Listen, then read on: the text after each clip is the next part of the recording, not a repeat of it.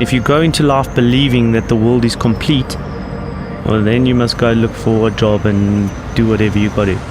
But if you believe that the world needs change and the world can improve, then there are many, many opportunities. I think you're born an entrepreneur. You seem to be born with something that drives you in a direction. We come from really humble beginnings, humble backgrounds. We come from a little farming city. People in South Africa refer to it as a dorp. We grew up in a very modest family. It was Brett, myself and an older sister, and my father and my mother. It was an amazing lifestyle growing up in the country, in the farmlands, riding a bicycle, not a care in the world. That's where it all started. Looking at what our parents did, we learned what families meant, and that's probably a good foundation of which the rest of our lives were built.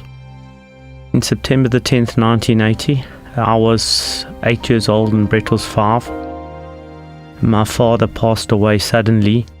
I remember leaving for school and saying, "We'll see you later." And then coming home and there was one less person in the family.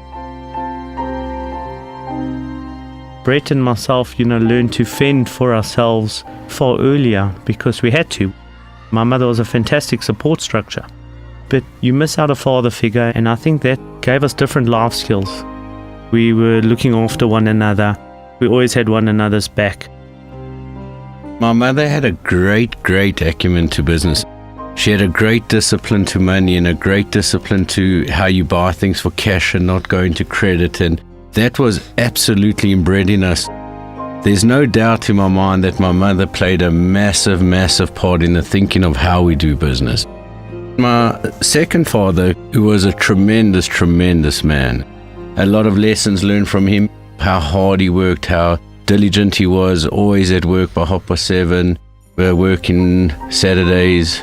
Tragically as well, was diagnosed with cancer in July and literally passed away in December. So we've lost two fathers in our life. Both leave different impacts. It's been difficult, yes. But I must say we had our elder sister, Shana, who unfortunately also passed away at 33, which was very tragic in our lives. I suppose that pushed us even closer together. Mark and I were selling car radios and TVs to our teachers.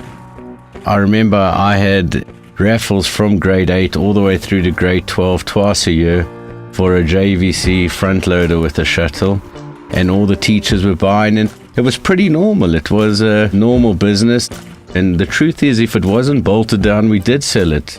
We saw a gap, we would take it. It's hard to imagine life without Brett in it. We spend a lot of time traveling together.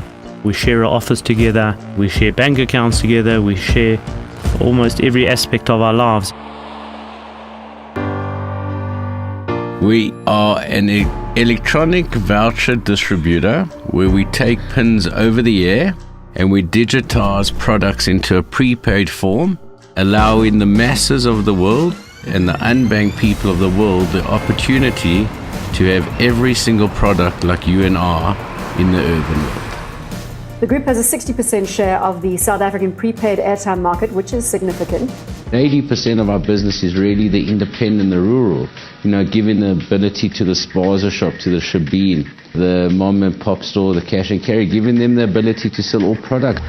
They buy the airtime from, say, Vodacom, and then they resell it at their points of presence at, spaza shops and petrol stations and so on. So it's a high turnover, low margin business, but done well, done really well, and they're hard charging boys.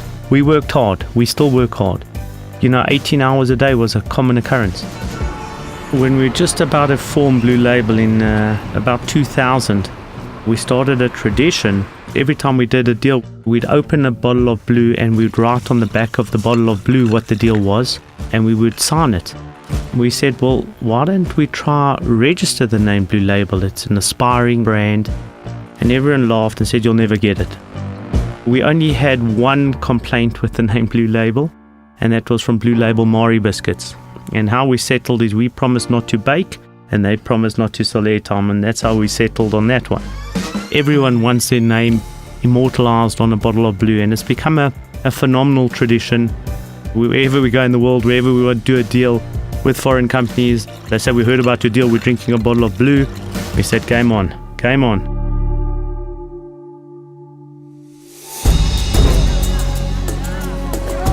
Reset in 2000, it was logistically challenging. How do you take this physical product and get it around to everyone out there? Oh, well, we'll digitize it. Oh, it sounds simple. And that's where it becomes tricky, is when you become the icebreaker, you're the first guy in that thing. And then all of a sudden, someone says you're lucky. You know why you're lucky? And it gets back to that entrepreneurial thing, because I think what people are scared to do is fail. But failing is a learning curve. To be listed on the Johannesburg Stock Exchange in 2007, this year's our 10-year anniversary. Who would have thought two little boys from Delmos could have achieved something like that, which was amazing, selling airtime. 10 years into being listed, and we proudly say we're only starting, and people look at us, wow, airtime's potentially saturated, and well, guys, it's not an airtime business. We are a distribution company, a company that specializes in the ability to take product far and wide at a very cost efficient and effective way. And all these other products globally, from prepaid electricity to lotto to mobile wallets to food coupons, now can be ingested in this distribution network. South Africa alone, we sit with 150,000 different merchants we deal with. India, 200,000 merchants. Mexico, 80,000 merchants. So what we've achieved is phenomenal. The Celsius acquisition for us is really a game changer. It allows us to leverage off stuff we could never leverage before. Prepaid airtime distributor Blue Label Telecoms will pay 5.5 billion rand for a 45% stake in mobile phone company Celsius. I think it's very exciting times for us. We've always been sporty by nature. I remember from little kids playing soccer and cricket and anything we could do in the garden. We started to achieve some nice success. Brett and myself were captained first team rugbies and crickets, and teaches you your team's as strong as your weakest link. The success you achieve is shared by many. When you go into business, it's actually a different playing field, but it's a team sport. That's what's great about being a captain of a team, is when you place the right people in the right position, doing the right thing, you create the best businesses in the world. Our biggest strength is finding the right people to join our organization. I'm proud to say we probably foster entrepreneurs greater than most organizations. We give people the opportunity to fail, not succeed. I know it sounds a little bit crazy, but we empower people from day one, go do your thing, and that's quite rewarding. If there's one story to take out of our childhood, it's culture. The Blue Label culture is our culture. When you walk into the Blue Label offices, it's got a feeling. That memorabilia is actually the spirit of Blue Label. The walls talk to you. Lewis Hamilton looks at you. It all comes back to the culture. I don't think you can teach someone to give charity, to be generous. I think it's all relative to how much you do or don't give, to how much you can afford or can't afford. And sometimes it's not in money, it could be in time. We enjoy doing it and we'll continue doing it forever. And in our small way, hopefully make a big change to a lot of people's lives. And that's as great accomplishment as any business deal we've ever done. There are so many opportunities in South Africa. There's opportunities in the trouble we have, and there will be opportunities in the success we'll grow to. So my blessings to South Africa to really get through this hardship that we're going through. Let it be blessed with the success that it can be as a country and as people, because it's a special nation with special people, with special offering. I think religion has a huge part to play in definitely my success, and I think people's success. And that doesn't matter what religion you are. I really think that if you belong to a religion and you follow something greater than yourself, I think that's a great place to be.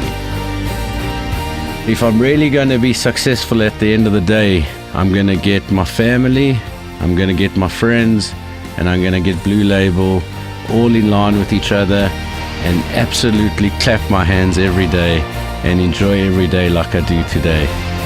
I'm the happiest person I think you'll ever meet, actually.